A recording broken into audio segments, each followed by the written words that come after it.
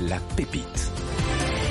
La pépite à 6h17 sur BFM Business et sur RMC Découverte. Et c'est une entreprise qui a fait la BFM Academy il y a quelques années et qui continue d'évoluer. Fonto de Vivo, Anthony Caillot, bonjour. Depuis qu'on s'est vu à la BFM Academy, vous avez levé quasiment 1 million d'euros. Donc déjà, ça veut dire que ça avance. Et puis, vous continuez à vous développer, à vendre vos purificateurs d'eau haute performance qui s'appellent Oriza. Il arrête même les virus. On aurait pu boire de l'eau de la Seine filtrée par votre technologie. Ça l'aurait fait sans problème. Ah oui, pour arrêter les virus, les bactéries, il n'y aurait eu pas de problème. Après, pour ce qui est contaminant chimique, ça encore passe au travers de notre filtre. Ah, mais en l'occurrence, nous, on l'a développé pour les urgences humanitaires. Et en fait, ce qui tue les gens sur le terrain quand il y a un désastre, un tremblement de terre, une catastrophe, c'est plutôt les épidémies, le choléra, l'hépatite E. Et c'est ça qu'on cherche à arrêter, en fait. Alors, comment ça marche concrètement ? C'est un filtre qui fonctionne de manière classique. On passe l'eau et puis de l'autre côté, ça ressort et c'est buvable. Oui, exactement. C'était tout l'enjeu, c'était de pouvoir faire de l'eau 2 à 3 litres d'eau par minute. Donc c'est un système qui fait 42 cm qu'on plonge dans un seau.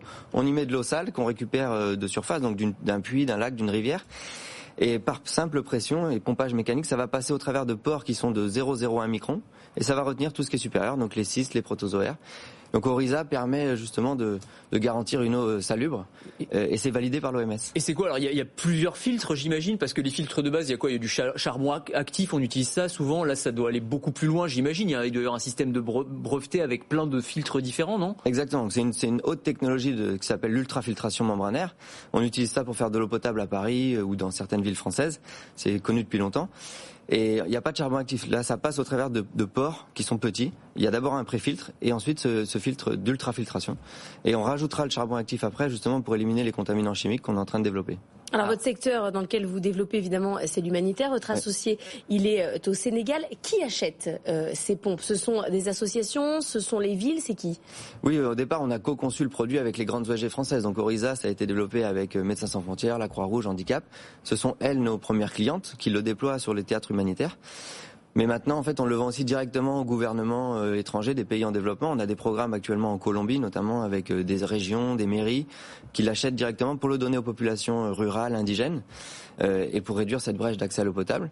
Mais ça peut aussi être des grandes entreprises dans le cadre de leur RSE. Capgemini nous a financé des projets à Mayotte, notamment. On a vu la crise de l'eau qui est à Mayotte, pour, dans le cadre de leur RSE, accompagner les populations qui sont dans le besoin. Et est-ce que ça peut être des particuliers, je sais pas, qui aiment le camping sauvage, enfin ce genre de choses, parce que il peut y avoir aussi un débouché là-dessus, mais... Exactement. C'est vrai que depuis la sécheresse, en fait, il y a eu d'abord le Covid, la guerre en Ukraine qui se rapproche. Les gens se sont dit mince, on risque de plus avoir d'électricité, plus d'eau.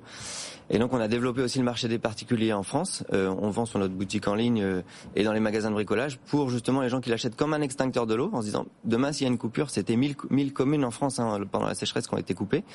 Peuvent se faire de l'eau à partir d'eau de pluie par exemple, mais aussi dans la van life, en effet dans un van ça tient très bien et on peut faire du nomadisme, se mettre sur un spot où on a de l'eau en quantité et pouvoir ne pas bouger, se faire de l'eau chaque jour. Ou des survivalistes extrêmes qui pensent qu'il va y avoir un cataclysme. Mais on a l'impression à vous entendre qu'il n'y a plus de problème d'eau potable, qu'il suffit d'avoir ça et que dans ces cas, je sais pas pourquoi on s'embête avec Veolia, quoi.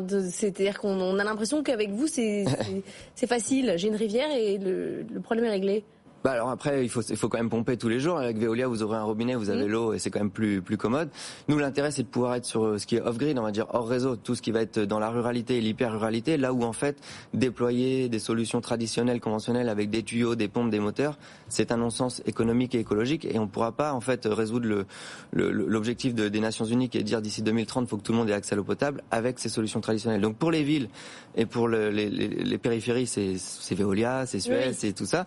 Mais pour on va dire tout ce qui va être éloigné ou dans la difficulté ou lors des coupures, là on peut intervenir avec des solutions non conventionnelles. Vous en avez vendu 20 000, le prix moyen c'est quoi ? Alors pour les particuliers en France, c'est 259 € TTC et ensuite pour les ONG qui nous l'achètent en quantité, c'est 2 fois moins cher. Faites comme Fonto de Vivo, inscrivez-vous à la BFM Academy, c'est jusqu'au 16 juin.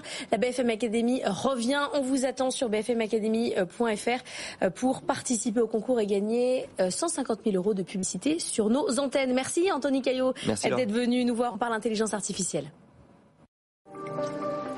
Votre programme avec